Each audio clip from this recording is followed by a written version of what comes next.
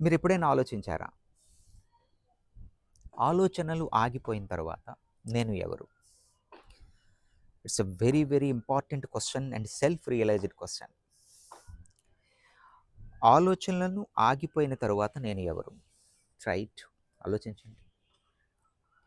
నేను క్రిస్టియనా? హిందువా? ముస్లిమా? బుద్ధిస్టా? జొరాస్ట్రియనా? ఎవరు? అక్కడ శబ్దం లేదు, సమాధానం లేదు. ఆలోచన ఆగిపోయిన తర్వాత నేను ఎవరు అని ఇంకాస్త లోతుగా ప్రశ్నిస్తే మనం ఈ పవిత్రత ఆపాదించినటువంటి గ్రంథాలన్నీ కూడా అక్కడితో ఆగిపోతాయి. ఈ బైబిల్, ఈ ఖురాన్, ఈ గీత, ఎవ్రీథింగ్ వాటి శబ్దాన్ని క్లోజ్ చేసేస్తాయి. భాష అక్కడ ఆగిపోతుంది. ఇంకా సూక్ష్మంగా వెళ్తే నేను ఏ జాతీయుడిని, ఏ దేశస్తుడిని? నేను అమెరికనా? ఇండియనా? రష్యనా? ఎవరు? ఏ కులస్తుడిని?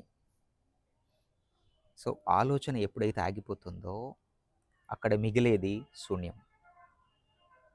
దీన్నే తథాగతులు, బుద్ధ భగవాన్లు అనత్త అన్నారు. తెలుగు భాషలో చెప్పాలంటే అనాత్మ, శూన్యం. మా తాతయ్య రమణ మహర్షి కూడా ఇదే మాట వాడారు. నువ్వెవరు అని క్వశ్చన్ చేసుకోమన్నారు. ఇది అంత సింపుల్గా సమాధానం దొరికేది కాదు. దీనికోసం ఈ పవిత్ర గ్రంథాలు, ఈ వేదాంతాలు, ఈ ఈ ఉపన్యాసాలు ఇవేమీ వినాల్సిన పని లేదు, చదవాల్సిన అవసరం లేదు. ఒకటే క్వశ్చన్, ఆలోచనలు ఆగిపోయిన తర్వాత నేనెవరు? Who am I? సో అక్కడ ఆన్సర్ వస్తే that is the self realized question.